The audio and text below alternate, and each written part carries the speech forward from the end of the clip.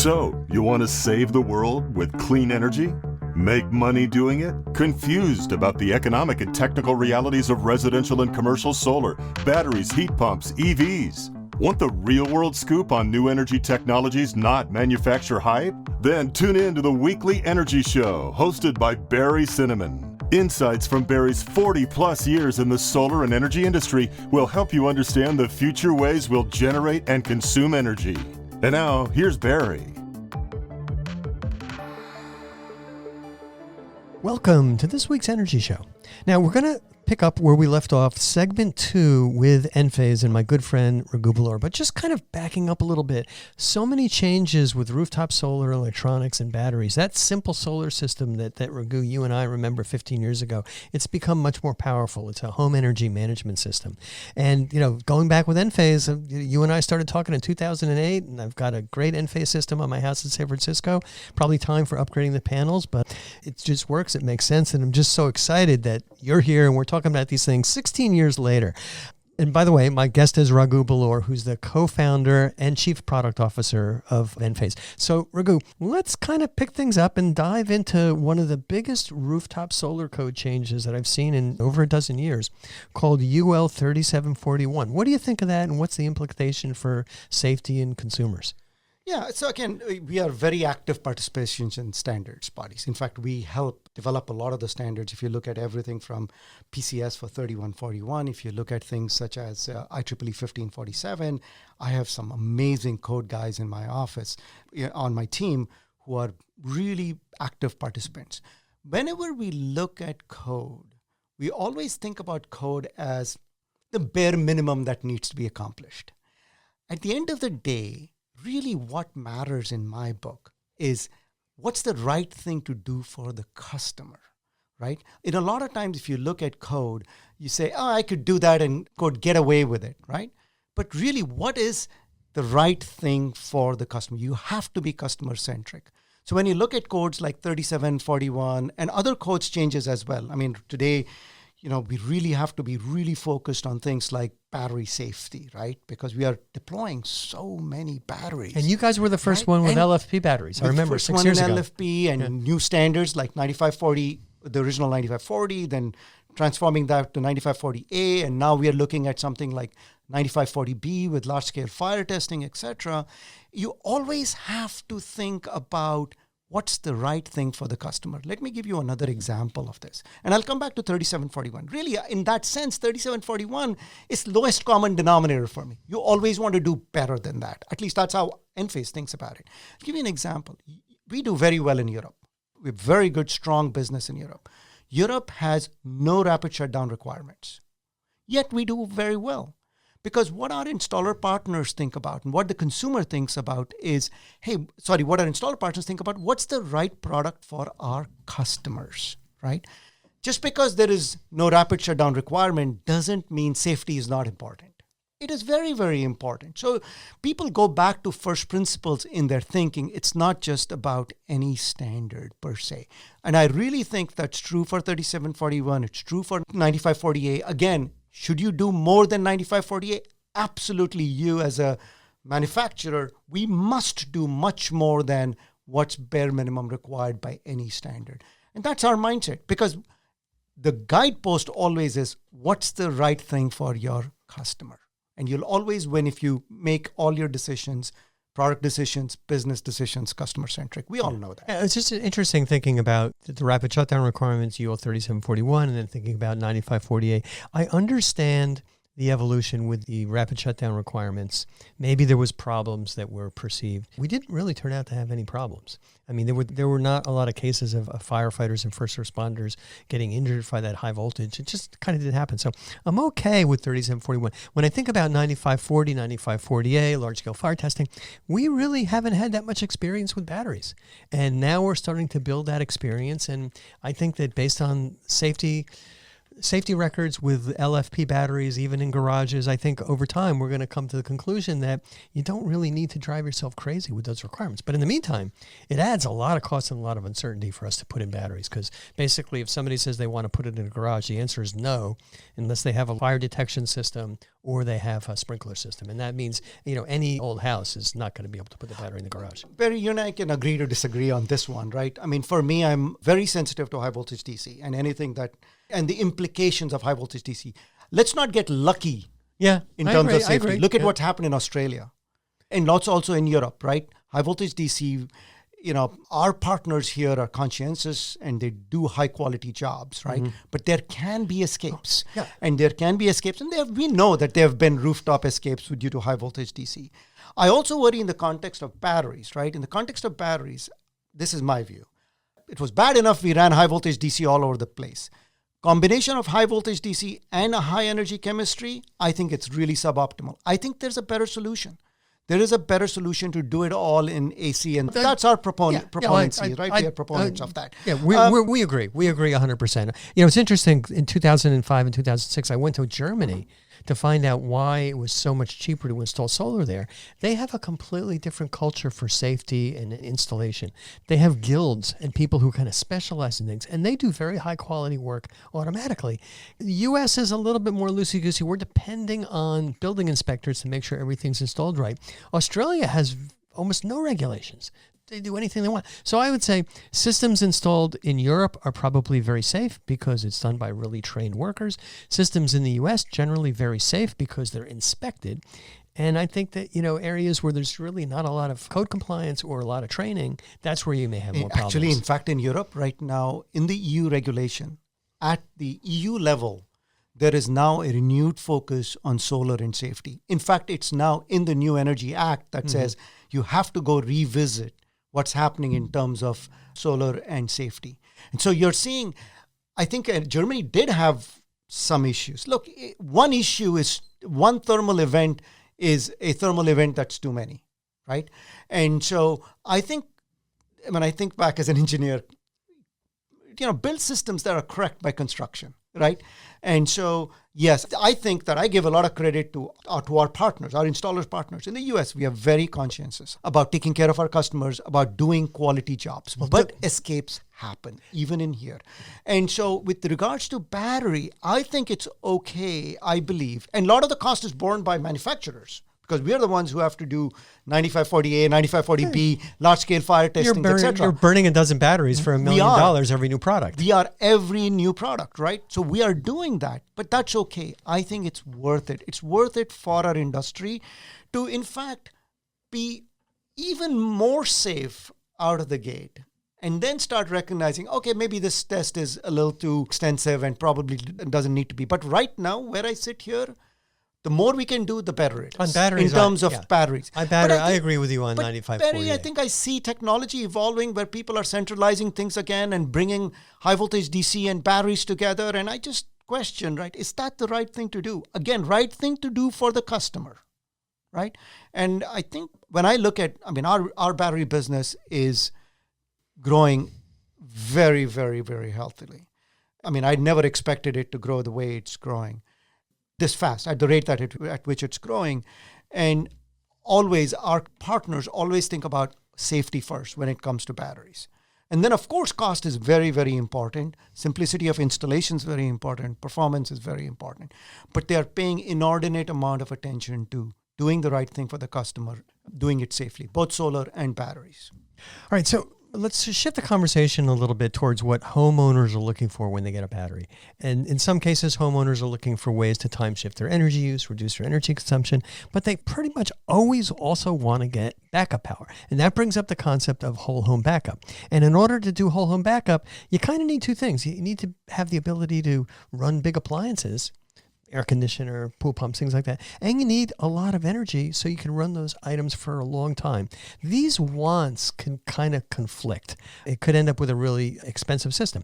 So what is Enphase doing to really make it more practical to do whole home backup systems? That's a great question, right? I think if you look back under NEM 2.0, attach rate of batteries was, you can be, was about 15% on average across California, right? I know there are pockets where there is much more. You were 65%, but on average, we get a view of the entire state of California. It was off the order of 15%.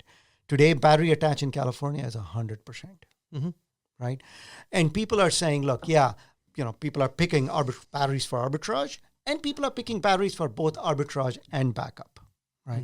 And we'll come to the backup question. I do want to again question, any resource that you have can only support one mission critical function. Optimally. Optimally, right? So when I think about batteries that you're doing into arbitrage, unless you know if it's a planned outage, then fine, I can say, hey, I have a weather event happening. Like, for example, we have, if there's a storm coming, our system's automatically going to backup. Or if there's a heat wave, also the system goes into backup, which may not be the right thing to do. It's a National Weather Service mashup, right? But the question is, what if it's unplanned? And here I'm cycling my battery, I'm down to 20% state of charge, and my power goes out. That's not a great customer experience. Having said that, I think by definition, the customer's expectations are, I have a battery, I should be able to do backup as well. And you have to caveat it properly. Now it comes to backup, you're absolutely correct. You need to be able to deal with inrush currents around motor loads, right? And so that was the reason when we went from Gen 2 battery to Gen 3 battery, we doubled the power. We went from 3.68 kilowatts for every 10 kilowatt hours to 7.68 kilowatts for every 10 kilowatt hours. So what we have done is with 15 kilowatt hours, you can go ahead and start a 4-ton air conditioner with no problem, which is fantastic. And by the way, pool pump, you should not be running your pool pump when you are in a resiliency situation where your grid is completely out. But if you have 40 kilowatt hours of battery, and now with PCS, you can really tailor the output power of your battery to precisely your need. You can basically decouple power and kilowatt hours. PCS allows you to do that in a very effective manner. What you can do is really, have your cake and eat it too, basically. I can do both arbitrage as well as I can do resiliency. But you need to get to much larger systems, 30, 40 kilowatt hours. I really believe that we are getting there, right? Today, backup system on average is about 20 kilowatt hours for us. And I think you're going to see that number move up to 30 and 40 kilowatt hours. When I look at it, no matter how big you make that backup system, no matter how many kilowatt hours you have, there's going to be situations where, the power goes out, you're not home, the battery drains, you got the pool pumps running. And then, your internet's down. Yeah. So that's why I'm a big fan of load shedding.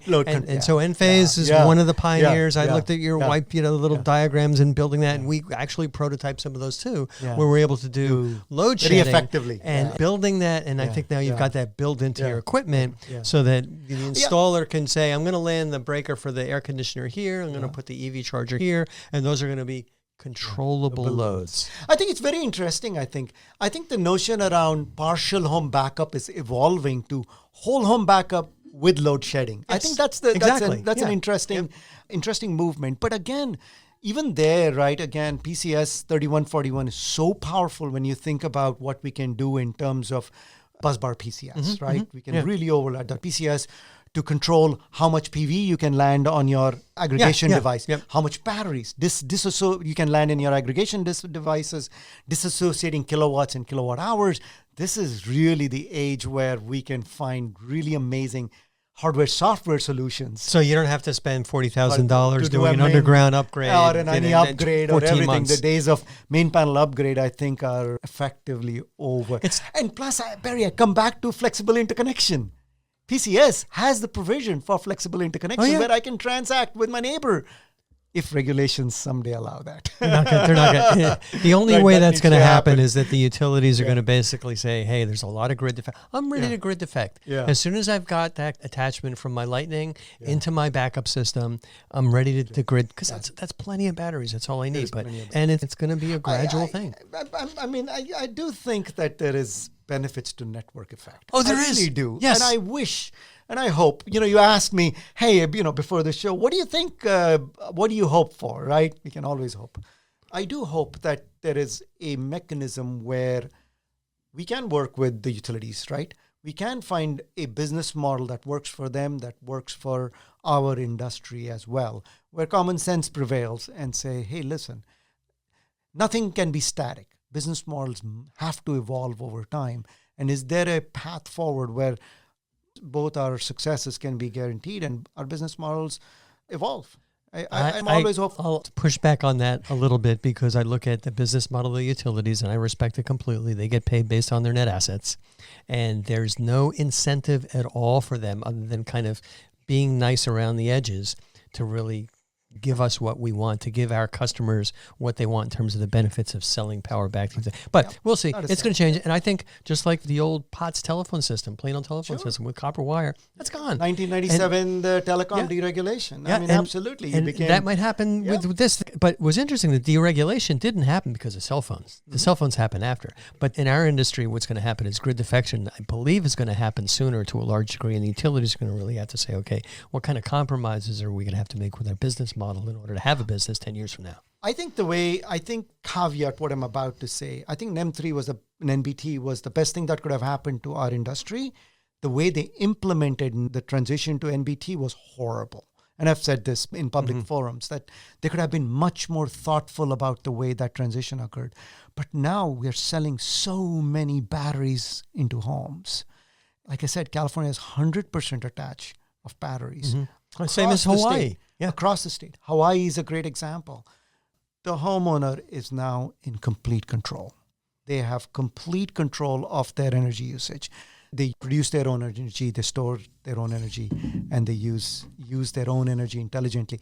And that's what our software helps them do, is federate power flow amongst all of these disparate resources. And the home can participate as well in, we call it VPP today, in the broader context of grid management, grid services. I think that was the best thing that could have happened to us. The transition was horribly done. So I agree with you. There was an interesting study that I bumped into about a month ago.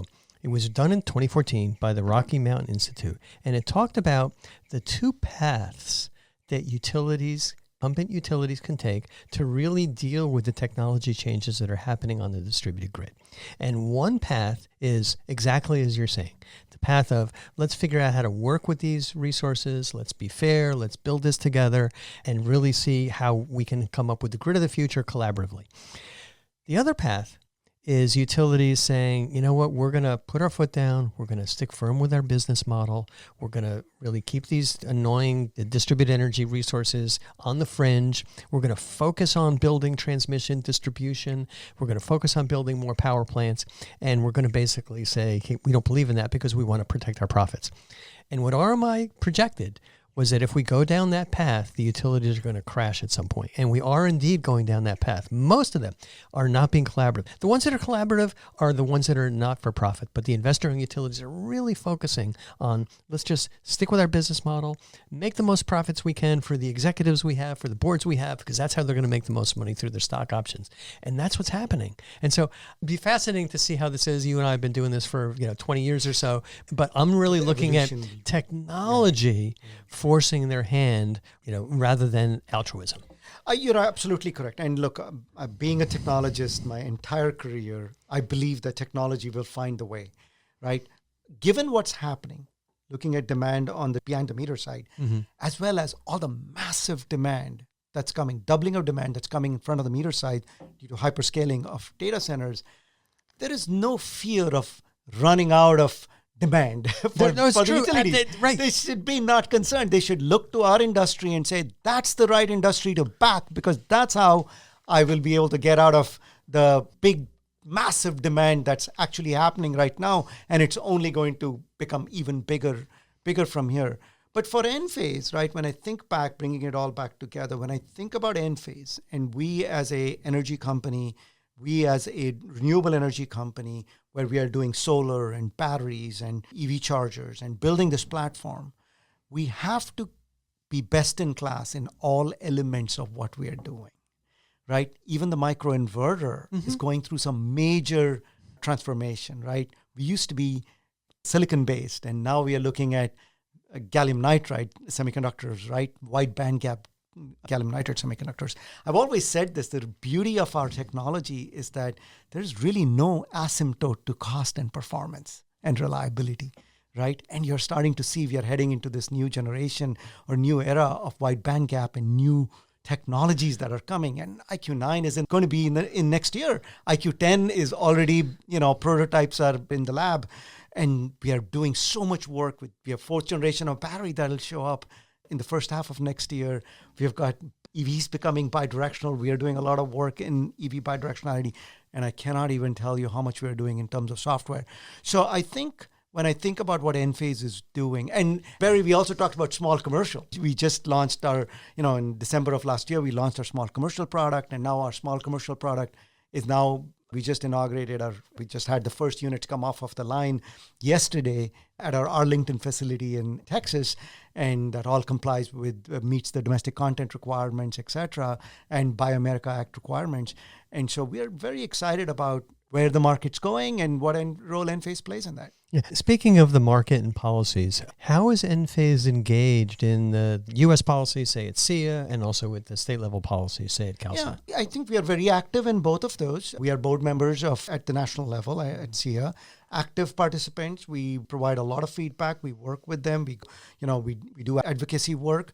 We do all of our advocacy work through our partners, through our associations. Mm-hmm. By the way, we do that worldwide. So we are members of both federal at SEIA as well as CalSA and a number of other state associations. And we like to support it through them rather than go at it ourselves. It makes less sense. It's better to do it by supporting our association. For example, I really think that in addition to the policy work, a lot of work that CalSA is doing in terms of code is very good work. And so we actually support that specifically because we are very interested in how codes and standards evolve, right? In Europe, we work through Solar Energy Association for Europe, right? We have in Europe, the Netherlands, EV, work through local associations as well. So that's how kind of we do it. We take it very seriously.